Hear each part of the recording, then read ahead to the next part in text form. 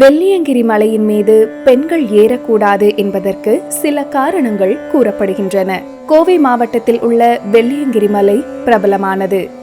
அகத்தியர் தவம் புரிந்த மலையாக இந்த வெள்ளியங்கிரி மலை கூறப்படுகிறது.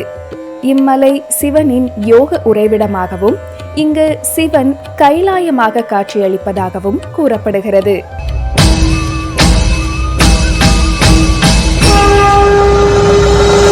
சிவனின் கைலாயம் இமயமலையில் உள்ளது. மத்திய கைலாயம் என்பது திபெத்தில் உள்ளது. தென் கைலாயம் நமது கோவை மாவட்டத்தில் அமைந்துள்ளது.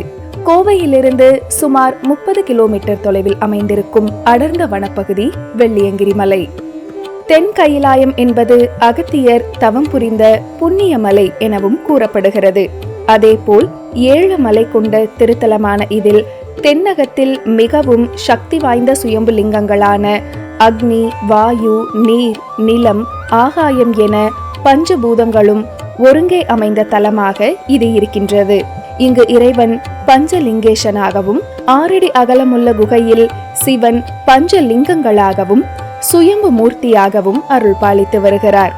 கைலாய மலைக்கு யாத்திரை போக முடியாதவர்கள் வெள்ளியங்கிரி மலைக்கு சென்று கைலாய மலை சென்ற பயனை அடைகின்றனர்.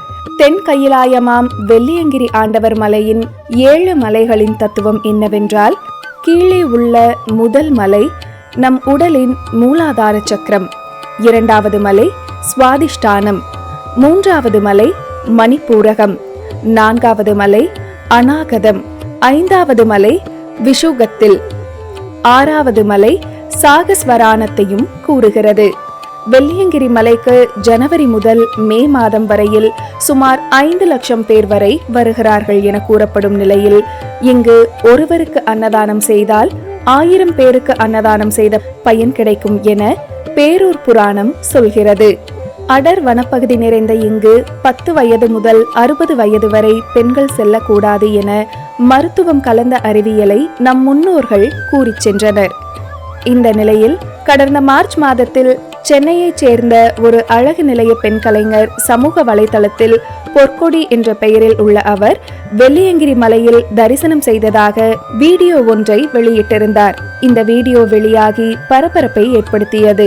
இது குறித்து அவர் அந்த ஈசனே தனக்கு துணையாய் வந்ததாகவும் தனக்கு சோர்வே ஏற்படவில்லை, கடும் விரதமிருந்து தான் மலையேறி சென்றதாகவும் இதற்கு 11 மணி நேரம் ஆனதாகவும் கூறியிருந்தார். இது குறித்த வீடியோவை ராதா என்ற மேக்கப் ஆர்டிஸ்ட் தனது இன்ஸ்டாகிராம் பக்கத்தில் வெளியிட்டிருந்தார். ஏற்கனவே இம்மலையில் பெண்கள் செல்லக்கூடாது என்று முன்னோர்கள் கூறியதற்கு அடர்ந்த வனப்பகுதிக்குள் வயதிற்கு வந்த பெண்கள் சென்றால் மாதவிடாய் காலத்தில் இரத்த வாடை வீசும், வன விலங்குகள் தாக்கும் அபாயம் ஏற்படும்.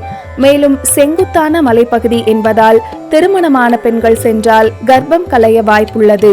அது மட்டுமல்லாமல் பெண்களுக்கு பாதுகாப்பு உள்ளிட்ட காரணங்களாலும் முன்னோர்கள் மலை கோவிலுக்கு பெண்கள் வழிபட செல்ல வேண்டாம் என்று கட்டுப்பாடுகளை விதித்துள்ளனர். இது ஒரு புறம் இருக்க, வெள்ளியங்கிரி மலை ஏறிய புண்ணிய கோடி என்பவர் உடல்நலக் குறைவால் உயிரிழந்துள்ளார். வெள்ளியங்கிரி முதலாவது மலையில் ஏறிய போது புண்ணிய கோடிக்கு உடல்நலக் குறைவு ஏற்பட்டது. இதையடுத்து ஆம்புலன்ஸ் மூலம் புண்ணிய கோடியை மருத்துவமனைக்கு கொண்டு செல்லும் வழியில் அவர் உயிரிழந்தார். ஏற்கனவே வெள்ளியங்கிரி மலை ஏறிய போது 8 பேர் உயிரிழந்துள்ளனர் என்பது குறிப்பிடத்தக்கது.